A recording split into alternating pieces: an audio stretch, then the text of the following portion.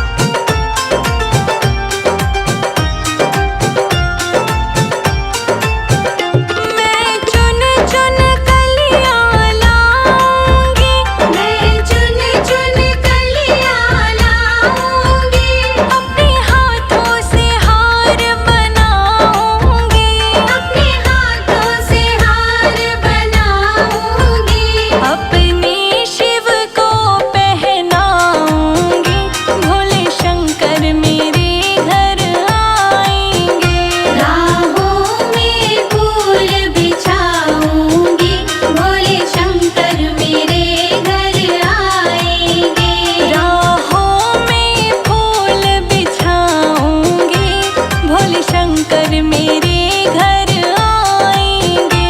राहों में फूल बिछाऊंगी, भोले शंकर मेरे घर आएंगे।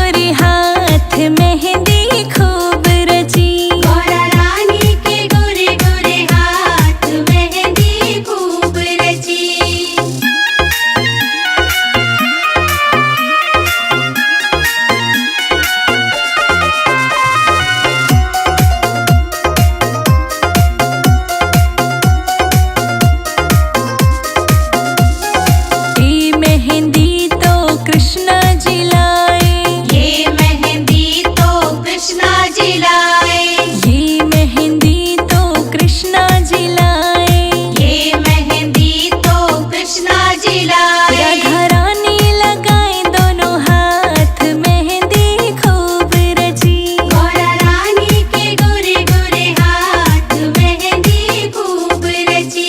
गौरा रानी के गोरे गोरे हाथ मेहंदी खूब रची। गौरा रानी के गोरे गोरे हाथ मेहंदी खूब रची।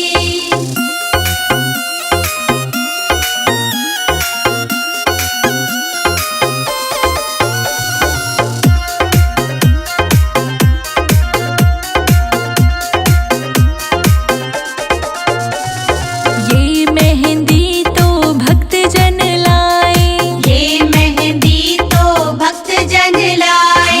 ये मेहंदी तो भक्त जन लाए। ये मेहंदी तो भक्त जन लाए। मेरी सखियां लगाए दोनों हाथ मेहंदी खूब रची।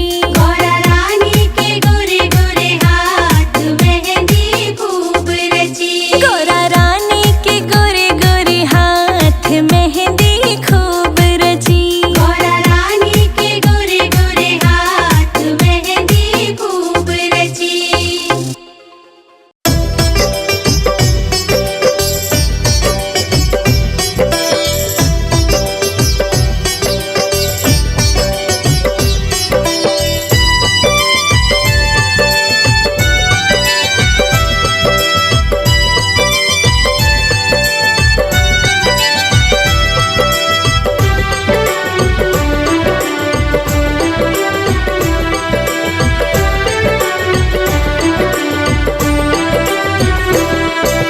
चार कबूतर उड़ जा उड़ जा कबूतर। चार कबूतर हरिद्वार तक संदेशा पहुंचा दे।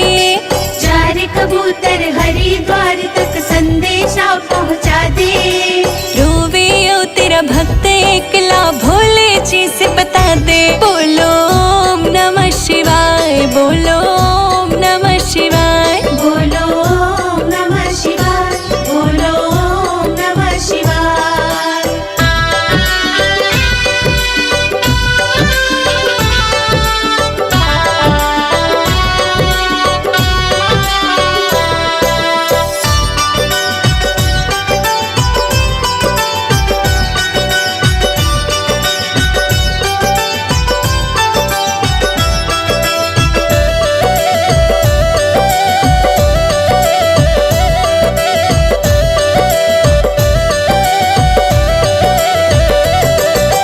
हर सावन में भर के जल में तेरे द्वारे आया। थोड़ी सी तो सुन लेता ना, मेरा काम बढ़ाया। मेरा काम बढ़ाया न बाबा, मेरा काम बढ़ाया। हर सावन में भर के जल में तेरे द्वारे आया।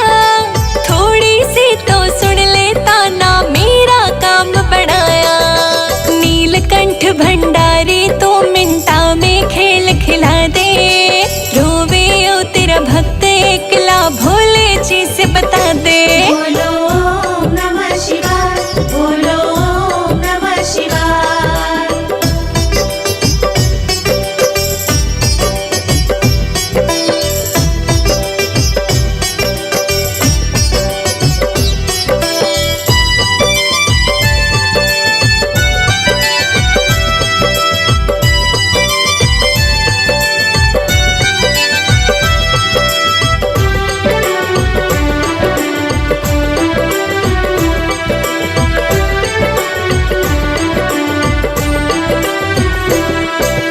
हरदम रटू सुनाम तेरा, सब पागल कह के चिढ़ावे। चढ़ नंदी पे आजा तन्ने, रो रो भक्त बुलावे। रो रो भक्त बुलावे तन्ने, रो रो भक्त बुलावे।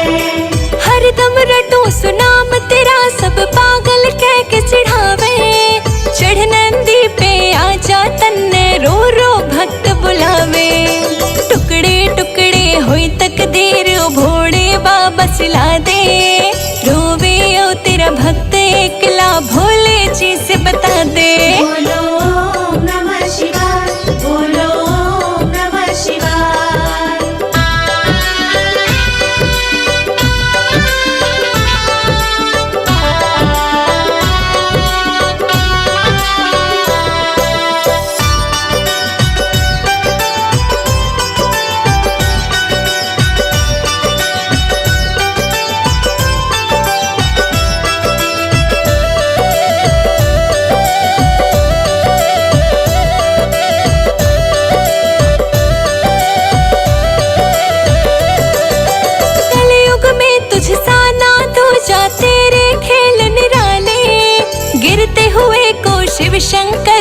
पल भर